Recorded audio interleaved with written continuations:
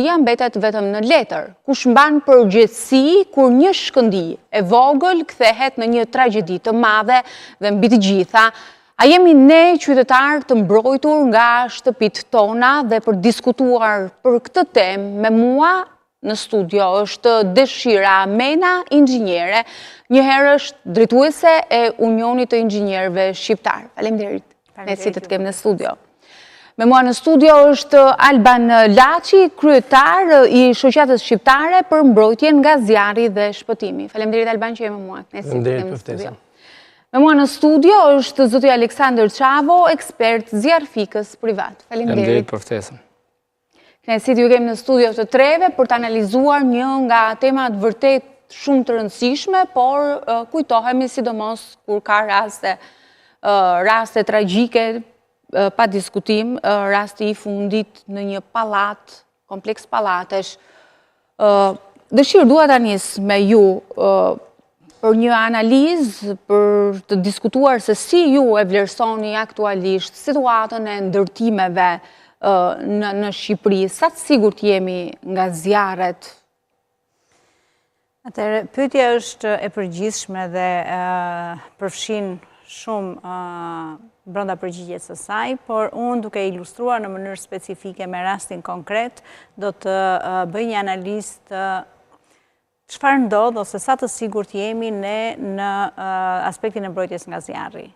Mbrojtja nga zjarri është një fenomen që diskutohet, që shqyrtohet dhe që është prioritet që në fazën e projektimit. Nuk është diçka që ne përballemi papritur me këtë lloj fenomeni. Pra që kur fillojmë të ndërtojmë, të mendojmë për ndërtimin e një objekti, i çdo lloj kategorie qoftë ai, mbrojtja nga zjarri është një ndër hallkat kryesore që duhen zgjidhur dhe duhen pasur në konsiderat. Dhe pastaj fillon dhe zhvillohet e gjithë pjesa tjetër e projektit që është arkitektura, ana funksionale, hapësirat e kështu me radhë. Pra, kushti kryesor që një objekt duhet të plotësoj është që ai duhet jetë i mbrojtur nga zjarri. Dhe këtu nuk ka tolerancë dhe në këtë pikë nuk ka negocim dhe në këtë pikë nuk duhet të diskutohet as me arkitektin, as me zhvilluesin, as me investitorin, as me atë inspektorin që të vjen për të dhënë lejen për të kontrolluar projektet. Pra nuk duhet bërë kompromise në këtë pikë, që në fazën e projektit. Dhe nëse ne ecim me këtë lloj standardi dhe garantojmë këtë lloj standardi që në këtë fazë, gjërat pastaj do të jenë shumë më të lehta për të menaxhuar. Ndërtimet dhe edhe në trajtën e përgjithshme të gjës, kalojnë 3 faza. Kalojnë fazën e parë, që është projektimi, fazën e dytë, që është marrja e lejes për këtë projekt, për këtë ide, që ti do ta konkretizosh, faza e tretë, që është faza e kontrollit, kolaudimit dhe testimit të sistemit, faza e katërt, që është marrja në dorëzim, ose aprovimi, certifikimi i objektit për shfrytëzim, dhe faza e pestë është ajo kur banorët futen në apartamente. Po t'i analizojmë gjitha këto faza me kujdes.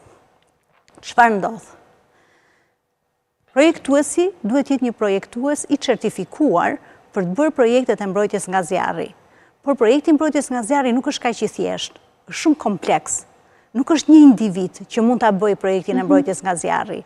Ndryshe nga mund të jetë një arkitekt që të bëjë arkitekturën, edhe pse s'mund të jetë, edhe ai do staf nga mbështetës nga mbrapa, po mund të jetë një arkitekt që mban përgjegjësinë për arkitekturën, ose një strukturist që mban përgjegjësi për strukturën, ose një inxhinier elektrik që do mbajë përgjegjësi për projektin elektrik.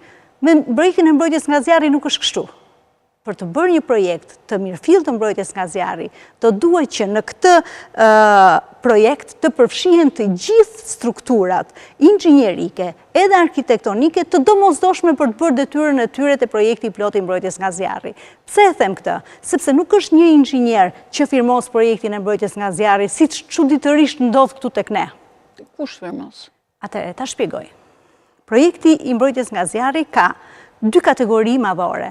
Mbrojtja pasive, që është godina vetë, është ndërtuar në mënyrë të tillë që të krijojë mundësinë e mbrojtjes së individëve, pra të personelit, dhe të mbrojë veten të mos digjet.